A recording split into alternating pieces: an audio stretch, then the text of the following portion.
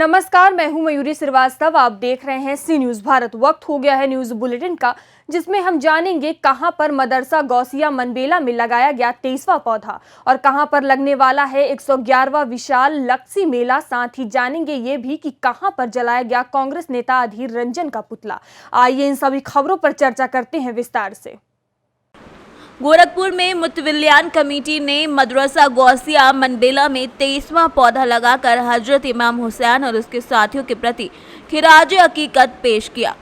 साथ ही साथियों की याद में पौधारोपण करने का फैसला लिया था। आज उसी क्रम में मदरसा Ghausia junior high school Manbela में जिलाध्यक्ष सैयद इरशाद अहमद के नेतृत्व में कमेटी के सदस्यों ने 23वां पौधा लगाकर इमाम हुसैन के साथियों को खिराज अकीकत पेश किया।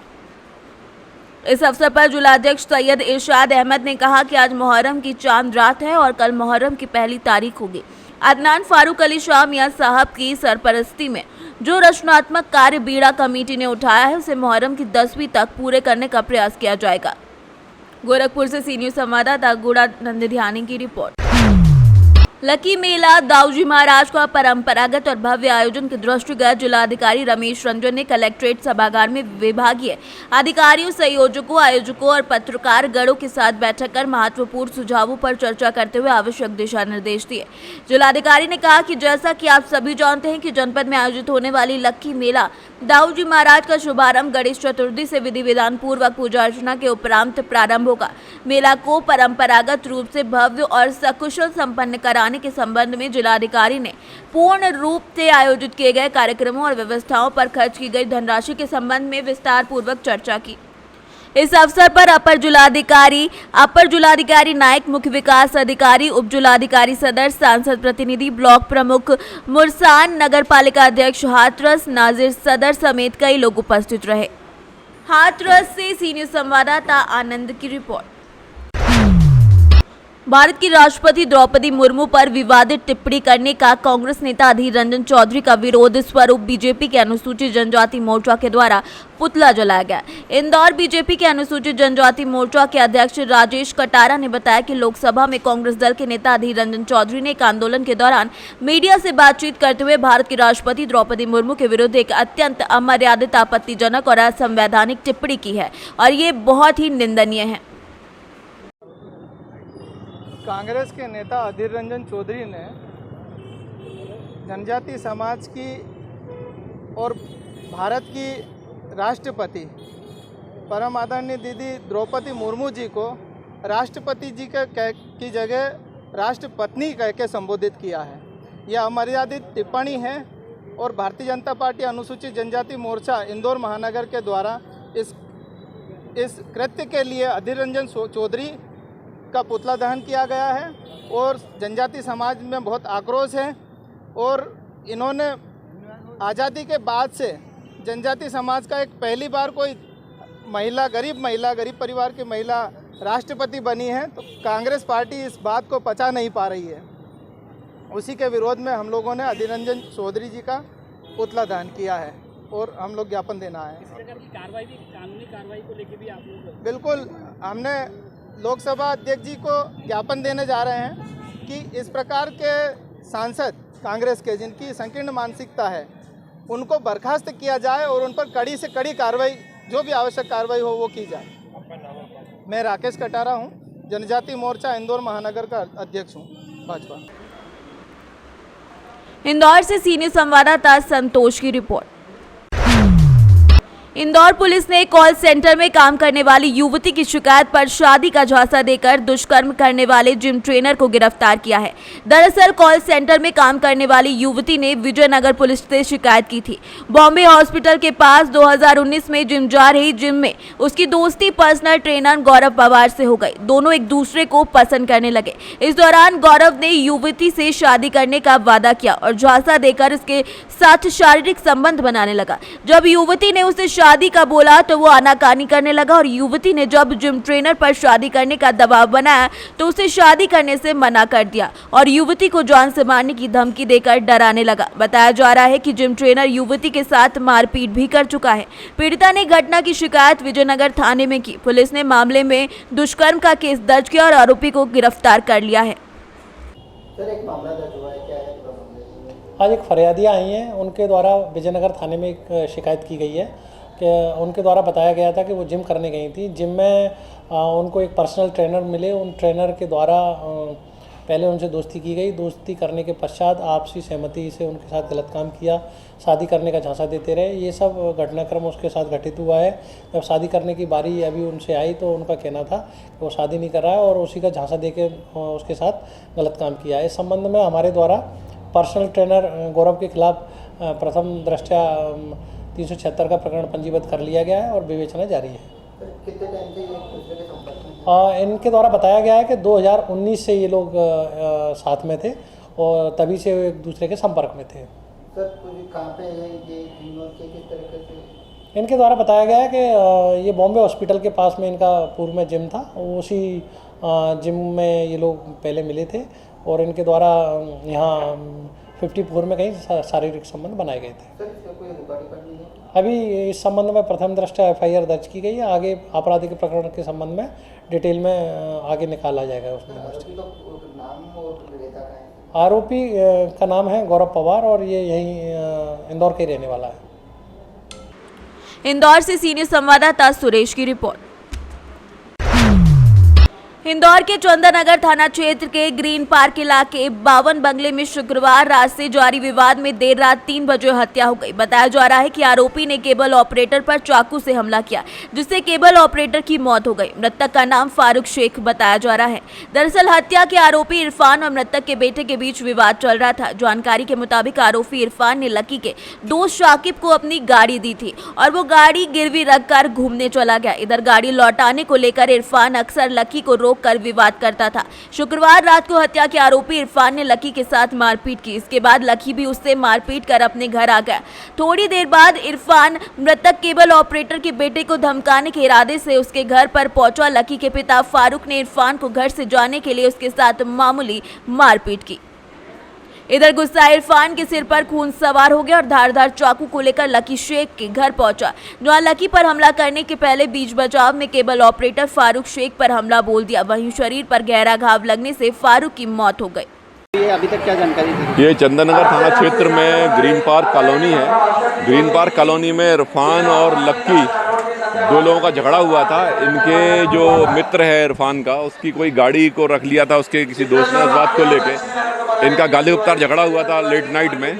उसके बाद नशे में लेट नाइट होने के कारण फिर ये इरफान जो है आरोपी हमारे आज के हत्या का, इरफान जो है मृतक के घर गया, लक्की के साथ झगड़ा करने गया था। लेकिन जब ये घर पहुंचा तो लक्की के पिताजी जो फारूक शेख है, वो लगभग 50 साल उम्र थी, वो सामने आ गए। तो इसने चाकू चलाया तो उनकी पीठ पे चाकू लगा था, जिससे इलाज के दौरान उनकी डेथ हो गई। पुलिस ने आरोपी गिरफ्तार कर लिया है, चाकू बरामद कर लिया है, इन्वेस्टिगेशन किया जा रहा है।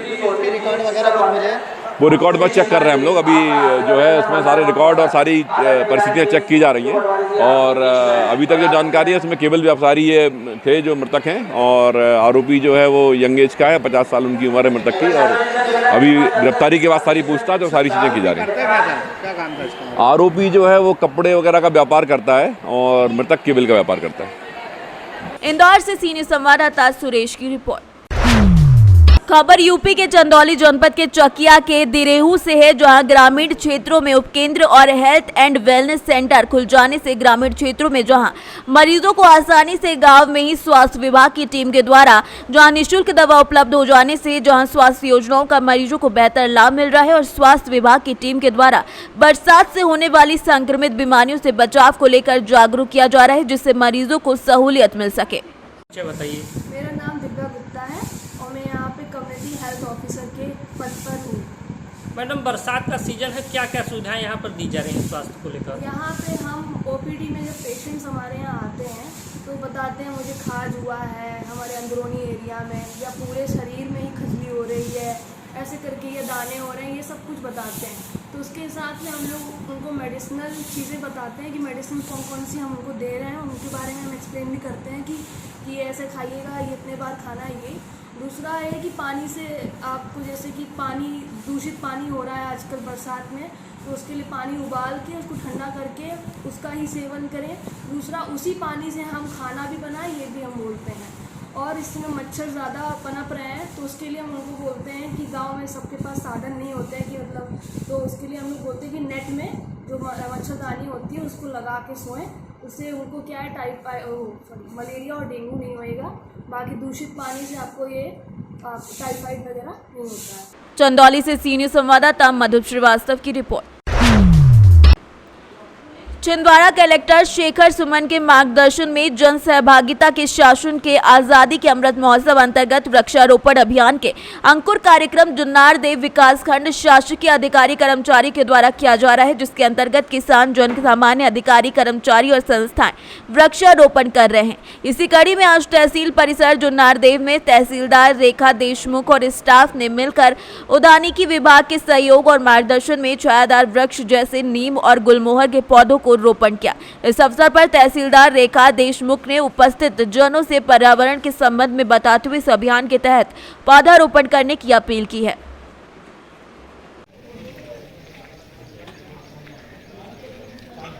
आज तहसील परिसर में वृक्षारोपण का कार्यक्रम रखा गया था।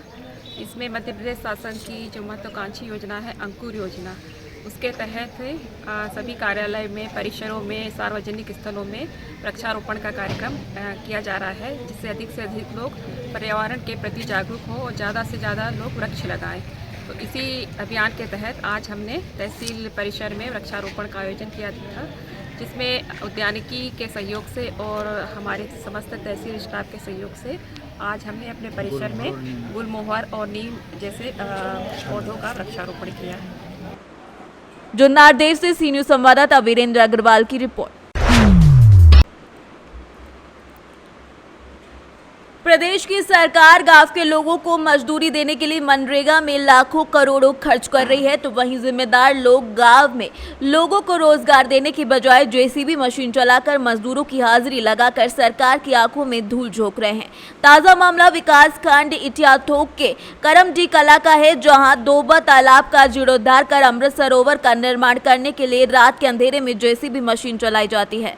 इटियाथोक ब्लॉक के खंड विकास अधिकारी की कुर्सी पर विराजमान रूप नारायण भारती को जब अनियमितता और नियमों के विरुद्ध कोई कार्य करने की शिकायत पहुंचती है, तो साहब ठाल ठोक कर कहते हैं कि साबित कर दो, नौकरी से इस्तीफा दे दूंगा। गोंडा से सी न्यूज संवाददाता इंद्रेश कुमार श्रीवास्तव की रिपोर्ट।